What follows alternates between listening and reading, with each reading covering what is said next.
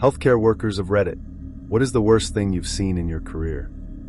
Story 1. The most emotionally messed up thing I ever witnessed while working at a hospital involved a teenage girl who frequented our pediatric unit. She had diabetic ketoacidosis, a serious and potentially life-threatening complication of diabetes, and she was no stranger to being admitted. She was one of those patients you saw often enough that you knew her name without looking at the chart. She lingered in your mind long after you'd gone home for the day, even when you tried not to let work follow you there. Her case wasn't just medical, it was a whole web of social issues that seemed to entangle her tighter each time she came through our doors. She'd had a rough upbringing, the kind you don't get the full picture of unless you're privy to every social worker's note and CPS report, but even the fragments she shared were enough to hit you like a gut punch. At the time, she was living in a group home, and her older sister was trying to gain custody.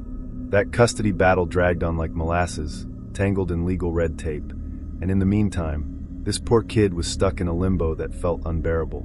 The thing is, as bad as it was, the hospital became her safe haven. It was the one place where she could feel cared for, where there was structure and stability. Meals were predictable, the staff spoke to her with kindness, and even when there were needles and IVs involved, it was better than going back to the group home. It didn't take long for her to realize that as long as she was sick, she wouldn't have to leave. That's when things took a heartbreaking turn. She began deliberately sabotaging her health. She started skipping meals, breakfast, lunch, and dinner, only nibbling on a light snack late at night. It was just enough to keep herself from completely crashing, but not enough to stabilize her condition. She would let her blood sugar plummet and then spike, carefully towing the line between being unwell enough to stay and not sick enough to raise suspicion about what she was doing. The staff caught on, of course. Nurses pleaded with her to eat, sitting beside her bed with trays of food, offering anything and everything she might be willing to take. They brought her crackers, applesauce, pudding cups, foods they thought might feel less overwhelming. They tried coaxing her with promises, reasoning with her about the damage she was doing to her body, but she just couldn't bring herself to leave. I remember watching her as she sat in her hospital bed, arms crossed, staring blankly at the wall. She wasn't defiant in the way you might expect. It wasn't a tantrum or some dramatic act of rebellion. It was quieter than that, quieter and so much sadder. It was resignation. She had made up her mind that this was the best option available to her, even if it meant hurting herself to stay. Some of the staff got angry, not at her really, but at the situation. At the fact that this was the kind of choice a child was forced to make because the alternative was so much worse. It's easy to blame the system, to shake your head and talk about how it failed her, but none of that fixes anything in the moment. None of it changes the fact that we couldn't force her to eat. There was one nurse, an older woman who had been working there for decades, who took the time to braid the girl's hair while she talked to her. She didn't talk about food or insulin or glucose levels. She just talked. About TV shows, about music, about school gossip. She treated her like a kid, like a person, and not just a patient. Sometimes the girl would talk back, and other times she would just sit there, letting her hair be braided like she was 5 years old again. It wasn't much, but it was something. It was human. Eventually, the hospital would have no choice but to discharge her. She would be medically cleared, and we all knew what that meant. It meant sending her back to a situation she was desperate to avoid. And so the cycle would repeat. She'd starve herself, her blood sugar would tank, and she'd end up back in a hospital bed. I think the hardest part wasn't just seeing her hurt herself, it was knowing why she did it. It was knowing that this kid, who deserved safety and love, felt safer in a sterile hospital room than in the place she was supposed to call home. It was knowing that her survival strategy wasn't irrational. It was the best she could come up with in a world that hadn't given her better options. I don't know what happened to her in the long run. Cases like hers haunt you because you rarely get closure. You move on to the next patient, the next emergency, but every so often, you catch yourself wondering if she ever got out of the group home, if her sister ever won custody, if she ever found stability. You wonder if she's okay now, or at least better than she was then. Story 2. It was one of those nights in the ER that you can't prepare for, no matter how many years you've been doing this job. A man came in, victim of an MVA, pedestrian versus auto. By the time the medics rolled him in, you could already tell it was bad. They said he'd been hit at around 45 miles per hour, hard enough to launch him up and over the car. That's the kind of impact that doesn't leave much intact. From the waist down, his lower half looked more like gelatin than anything resembling a functioning bone structure. It was nearly impossible to make out where one fracture ended and another began.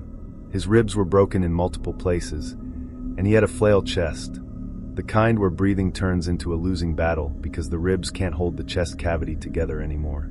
One arm was bent in places that shouldn't bend, joints created by trauma rather than nature. And then there was his skull. I'll never forget his skull. There was a dent so deep you could sink a finger to the second knuckle in it, and wide enough that it could fit a grown man's fist. It looked unreal, like something you'd see in a horror movie. But there he was, alive when the medics found him. Somehow, his heart kept beating through all of that. He clung to life just long enough to make it to our ambulance bay before finally giving out. Mercifully, the attending physician didn't drag things out. We did a single round of CPR before he called it. I've seen some horrific cases working in the ER, but this one hit differently. It wasn't just the physical trauma, it was the weight of what came next that made it unbearable. The man had no ID on him, no wallet, no phone. Nothing. He was completely anonymous when he came in, and that left us waiting. Waiting for someone to call about the dad who didn't come home. Waiting for a wife or a child to realize that something had gone terribly wrong. The longer it took, the heavier the silence became. Eventually, we got that call. His family had been expecting him back from his evening jog.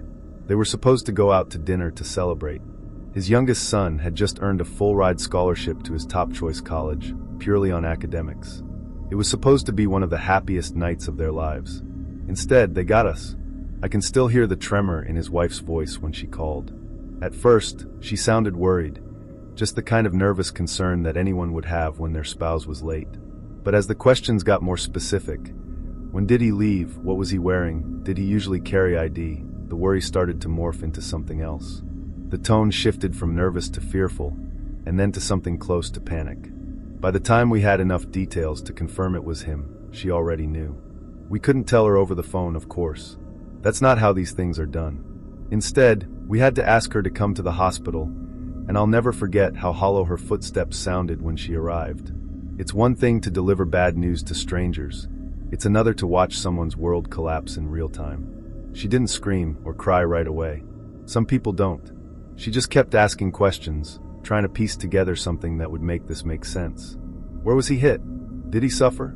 Was anyone with him? And then finally, the one question we always dread. Could we have saved him? The truth is, sometimes the damage is so catastrophic that there's no coming back.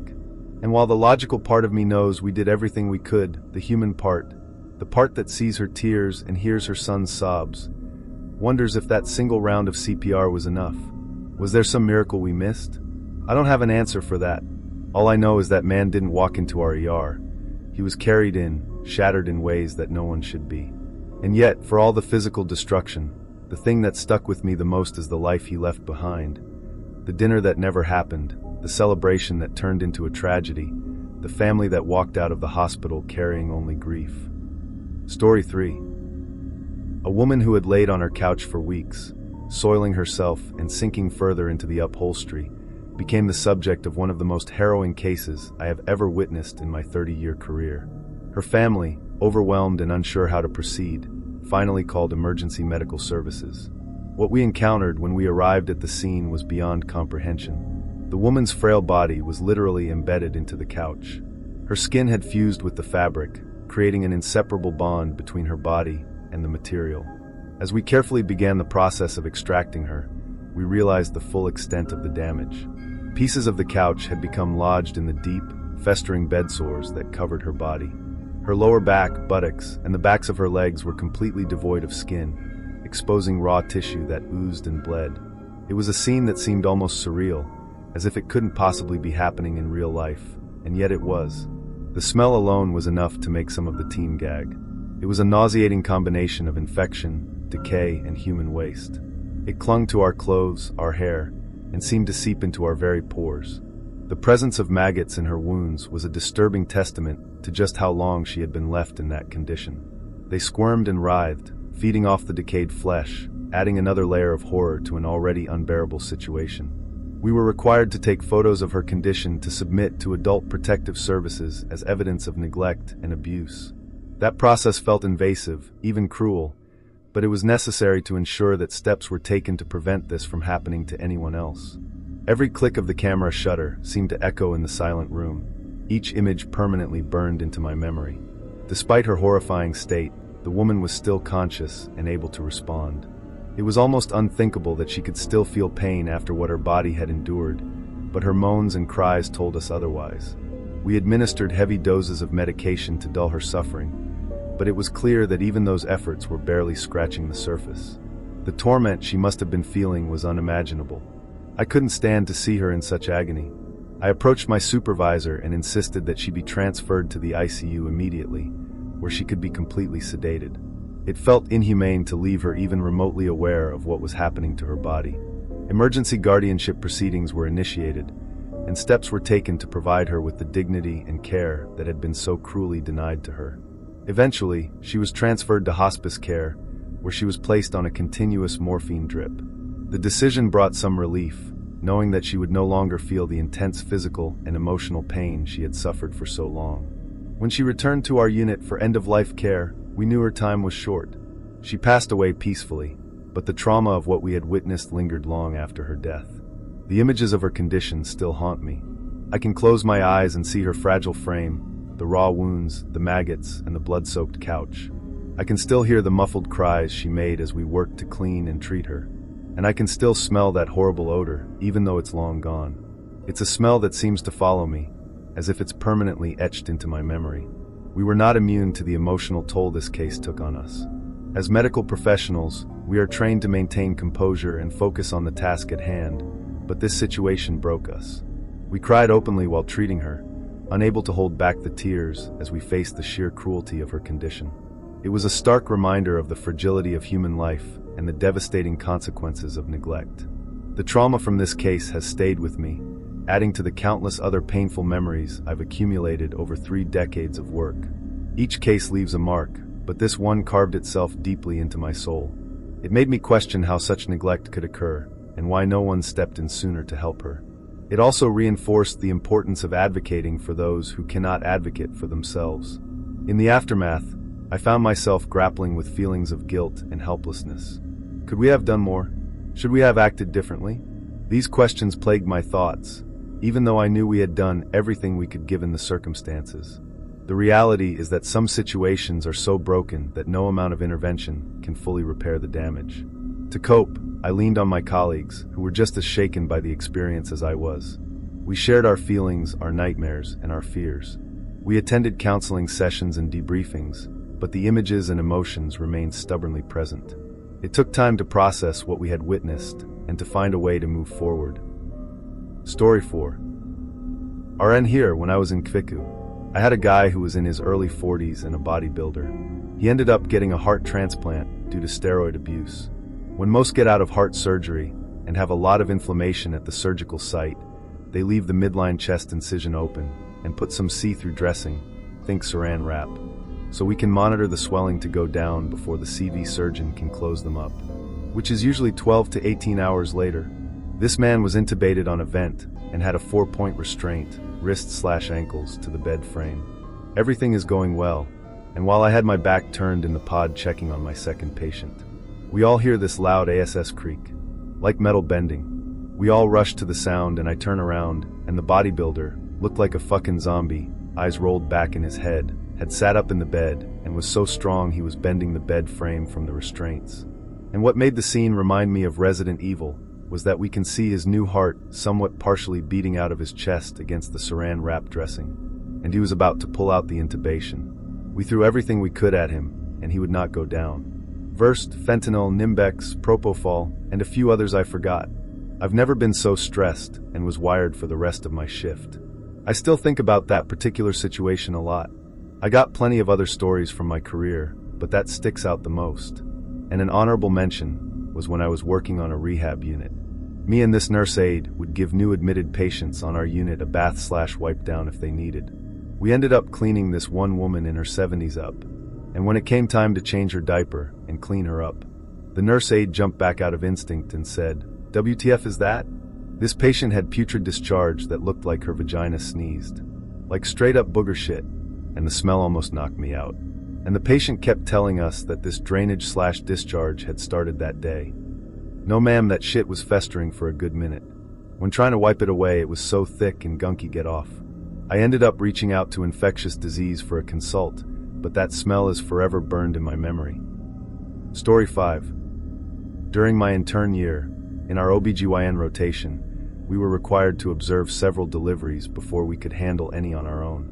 This was standard practice to ensure we understood the process, the possible complications, and how to act quickly in emergencies.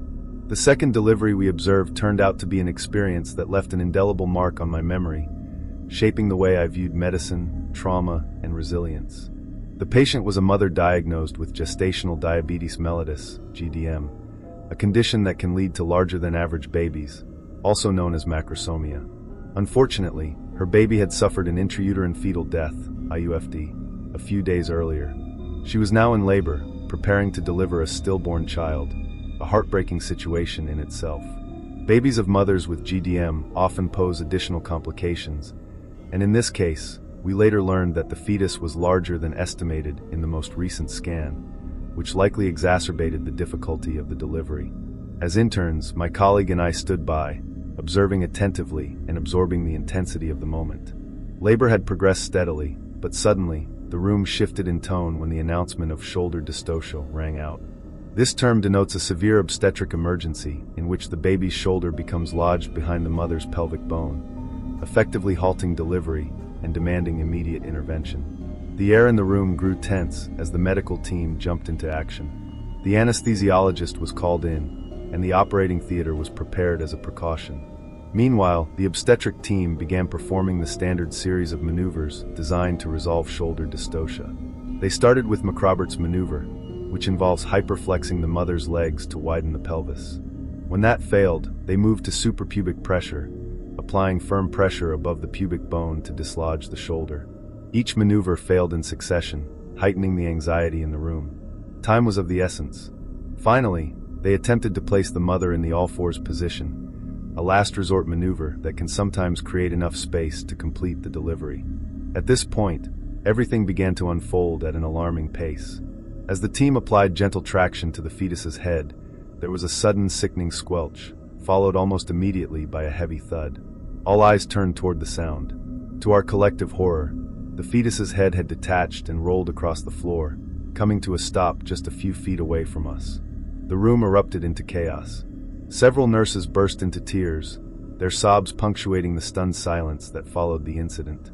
The attending consultant sprang into action, immediately rushing the patient to the operating theater in a desperate effort to address the catastrophic complication. My intern buddy and I stood frozen, completely paralyzed by the shock of what we had just witnessed. It was as if time had momentarily stopped, trapping us in a surreal nightmare. The patient was taken to the theater, but we were not permitted to follow. Instead, we were left standing outside the room, our minds struggling to process the horror we had just seen. The emotional weight of the situation was crushing. After a few minutes, we walked out of the hospital in a daze and decided to grab a drink, hoping it would help us collect ourselves and make sense of the trauma we had just experienced.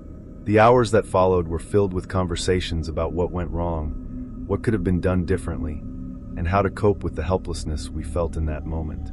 Yet, no amount of rationalization or debriefing could erase the images from our minds. The detached head of the fetus, the sounds, the chaos, it all replayed endlessly. Even now, 2 years later, that memory lingers like a shadow.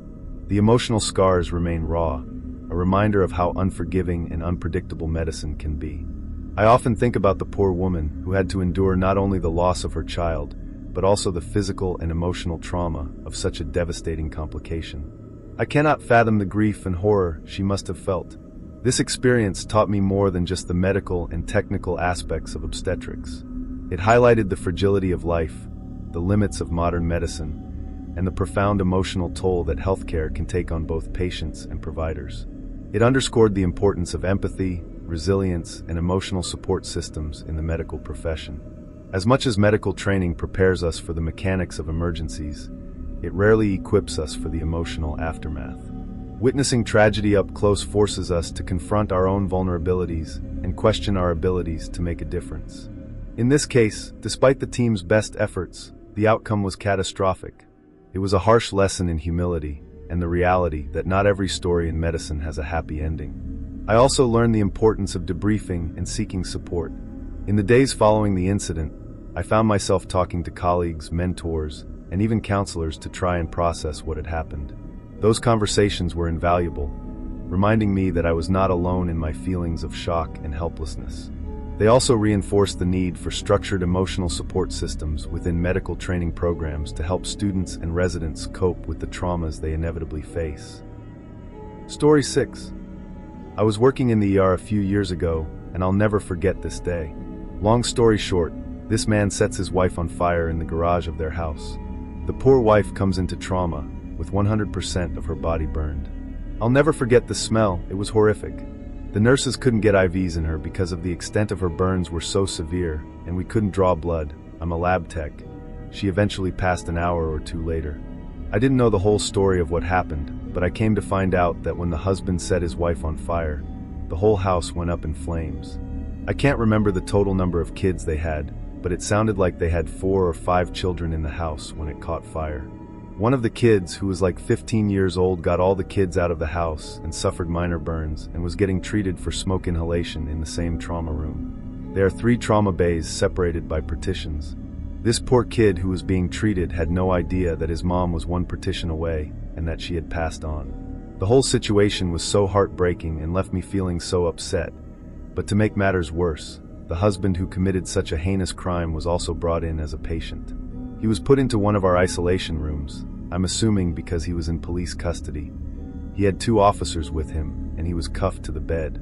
I had to draw his labs. I wanted to get in and out as soon as possible, but it was a bit difficult with his hands cuffed to the bed rails, so it took me longer than I wanted. The most disturbing part out of this whole situation was that while drawing his blood, the husband was in what I can only describe as a catatonic state. He kept repeating the same phrase over and over.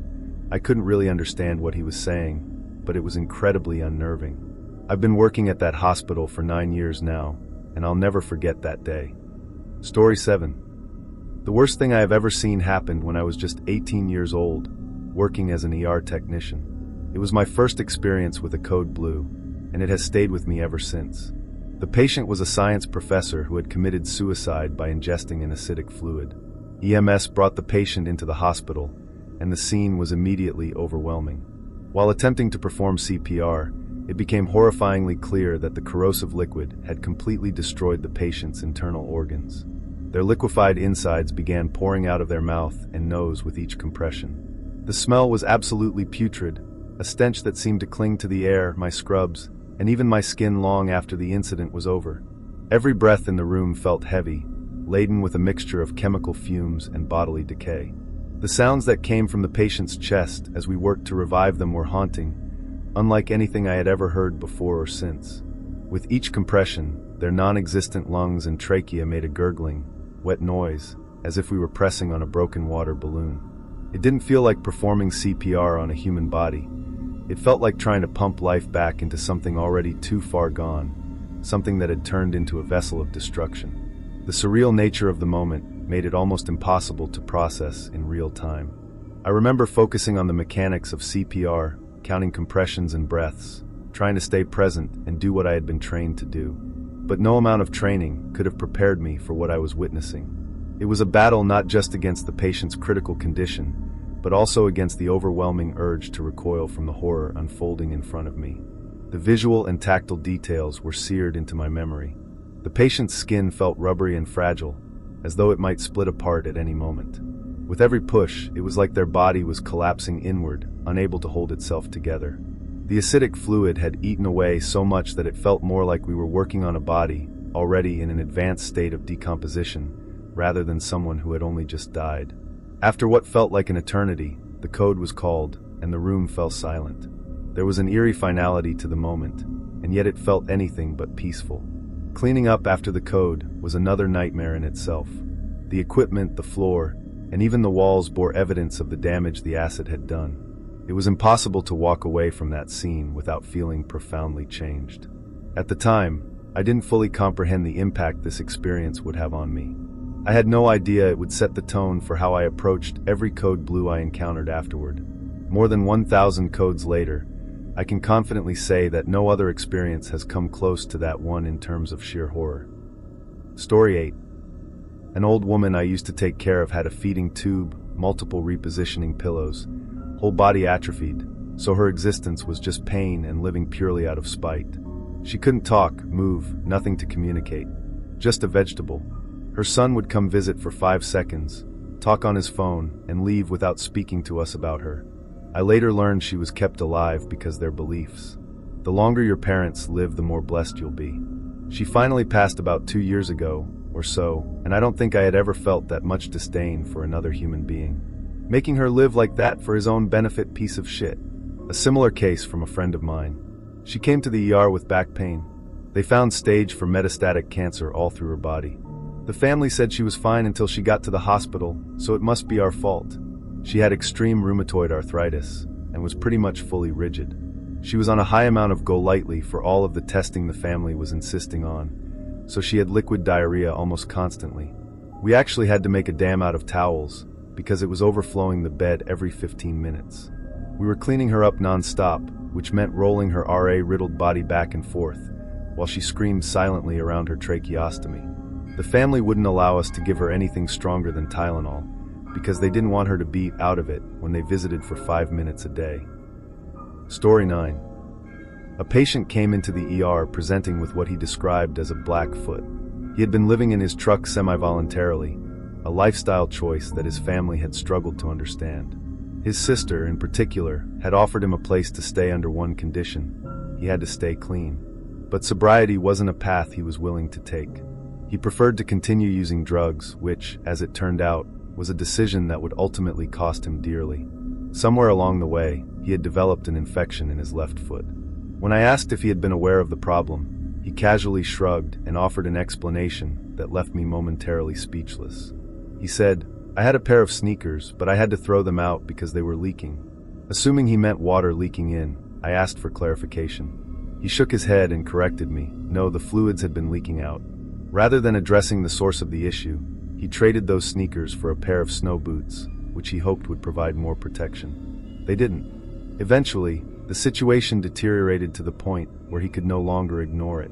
He finally sought medical help when his calf had swollen so much that he couldn't remove the boot. By the time we cut it off, the damage was staggering. His foot was black, the toes completely dry, and the bones were visible in some areas.